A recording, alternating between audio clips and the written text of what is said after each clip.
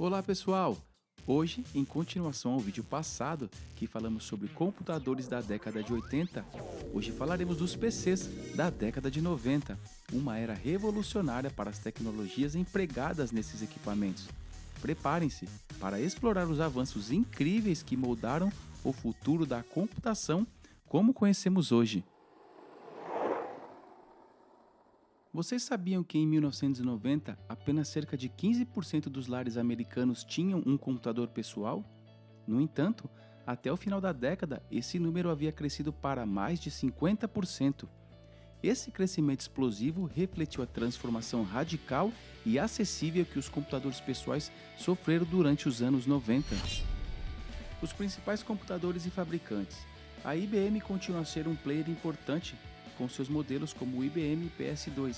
A Apple evoluiu com a linha Macintosh, incluindo o Macintosh LC, Performa e o iMac G3 no final da década. A Compaq foi um grande nome com a série Presário, oferecendo PCs para consumidores e empresas. A Gateway, por sua vez, lançou o modelo 2000, era uma marca popular nos anos 90. A Dell se destacou com a sua linha Dimension, e a HP introduziu a linha Pavilion em meados da década, focando no mercado doméstico.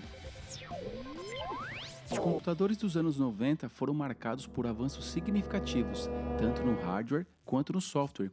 No início da década, tínhamos máquinas baseadas em processadores Intel 80486, comumente conhecidos como 486. Esses processadores ofereciam uma velocidade de processamento que variava entre 20 a 50 MHz, com memórias RAM geralmente entre 4 MB e 16 MB.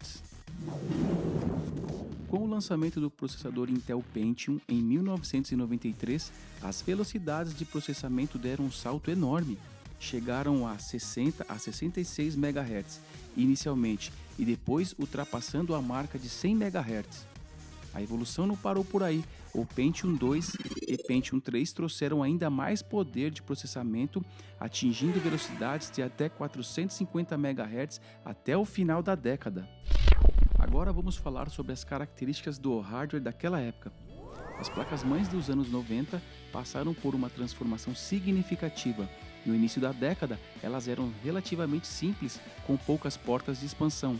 Com o tempo, evoluíram para suportar mais memória RAM, processadores mais rápidos e uma variedade maior de dispositivos periféricos. O padrão ATX, introduzido em 1995, tornou-se dominante, facilitando a montagem e a atualização dos computadores. Os discos rígidos dos anos 90 começaram com capacidades modestas de 200 a 500 MB. No entanto, com o rápido avanço da tecnologia de armazenamento, essa capacidade aumentou drasticamente. No final da década, os hard disks típicos em PCs de ponta tinham capacidade de 10 GB ou mais, oferecendo muito mais espaço para aplicativo, jogos e arquivos de usuário.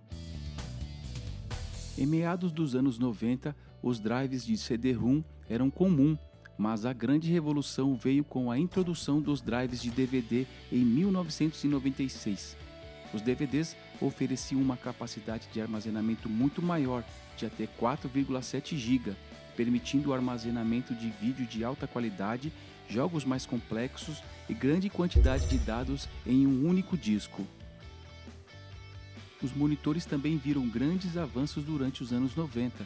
Os monitores CRT eram padrão no início da década, com resolução que variavam de 640 por 480 a 1024 por 768 pixels. Com o passar do tempo, os monitores CRT melhoraram em termos de resolução e tamanho, e no final da década, os primeiros monitores LCD começaram a aparecer, oferecendo uma alternativa mais leve e menos volumosa, embora ainda mais caros. As placas de vídeo dos anos 90 também evoluíram significativamente. No início da década, as placas de vídeo eram básicas, focadas principalmente em exibir gráficos 2D. Com o tempo, começaram a surgir as primeiras placas de vídeo 3D dedicadas. A introdução da Voodoo Graphics em 1996 foi um marco, permitindo gráficos 3D mais realistas e jogos mais imersivos. Essas placas possuíam memória de vídeo dedicada, inicialmente de 4 MB, mas que foi aumentando com o tempo. As GPUs começaram a ser desenvolvidas trazendo maior capacidade de processamento gráfico. No final da década, a NVIDIA lançou a série GeForce, que trouxe gráficos 3D avançados e definiu novos padrões para o desenvolvimento gráfico, com suporte para resoluções mais altas e maior quantidade de cores. As placas GeForce 256, por exemplo, vinham com 32 MB de memória de vídeo e eram capazes de processar gráficos complexos com eficiência. Fatos curiosos.